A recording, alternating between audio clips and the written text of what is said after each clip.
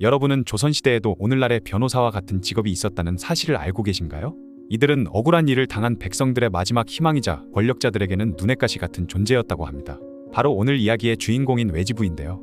외지부는 조선시대 변호사라는 독특한 직업이기 때문에 드라마에서도 종종 소재로 다루어졌습니다. 조선 변호사와 옥시 부인전이 외지부를 소재로 한 사극이었죠.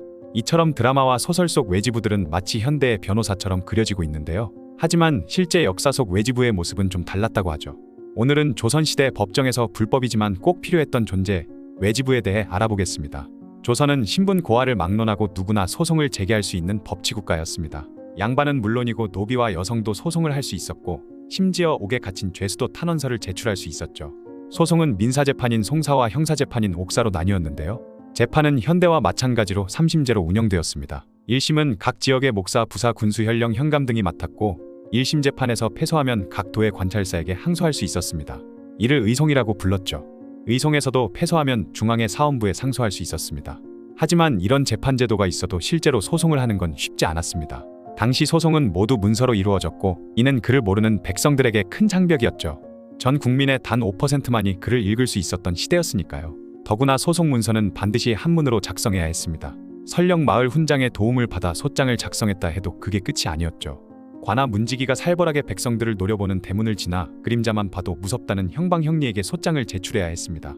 게다가 당시에는 소송을 제기한 사람이 직접 증거를 수집하고 변론을 해야 했죠.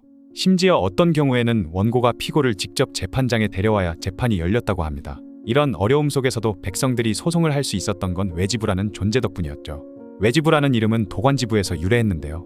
도관은 법률을 관장하는 형부 소속 관청이었고 지부는 그곳에서 판결을 맡은 종산품 관리였습니다. 관청 밖에서 지부처럼 일한다고 해서 외지부라는 이름이 붙었죠. 이들은 소장 작성부터 증거 수집, 변론까지 소송의 모든 과정을 도왔습니다. 때로는 관아의 실무자들과 접촉해 유리한 판결을 이끌어내기도 했죠. 그런데 외지부가 반드시 백성을 돕기만 한 것은 아니었습니다. 때로는 돈이 되는 송사를 찾아다니며 소송을 부추기기도 했고 심지어는 위조문서를 만들어내기도 했죠.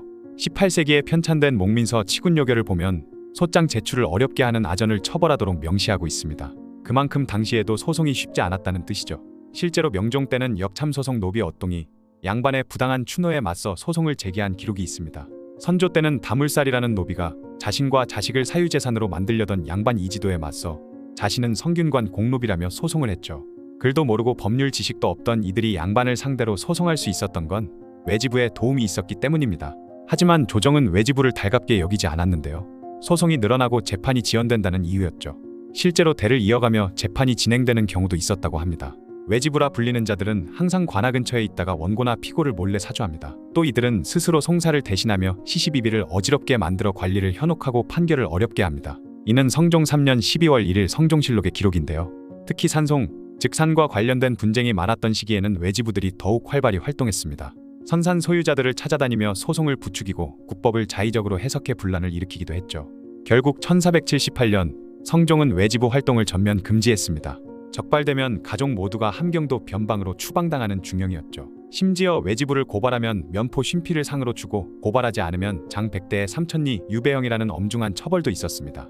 경국대전 형전에 따르면 다른 사람을 부추겨 소송을 하도록 하면 장형 100대와 도형 3년에 처해졌다고 합니다. 곤장 100대는 사실상 사형이나 다름없었죠. 그만큼 외지부의 활동은 목숨을 걸어야 하는 위험한 일이었습니다.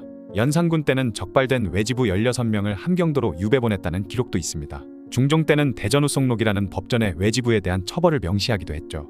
그런데 흥미로운 점은 사대부 여성의 경우에는 예외적으로 소송 대리가 허용되었다는 것입니다. 경국대전 형전은 사족의 부녀에게는 아들, 손자, 사위, 조카, 노비 중에서 소송을 대신할 수 있도록 허용한다고 규정했죠.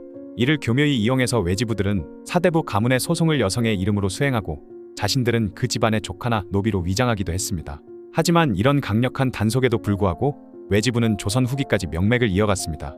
숙종 때의 한위겸이라는 외지부는 공문서까지 위조하며 활동했다는 기록이 남아있을 정도인데요. 심지어 임진왜란이 끝난 1603년에도 외지부 역할을 했던 관리가 처벌받은 기록이 있죠. 왜 이토록 강력한 처벌에도 외지부들은 사라지지 않았을까요? 그것은 소송 절차가 철저히 문서주의에 따라 진행됐기 때문입니다.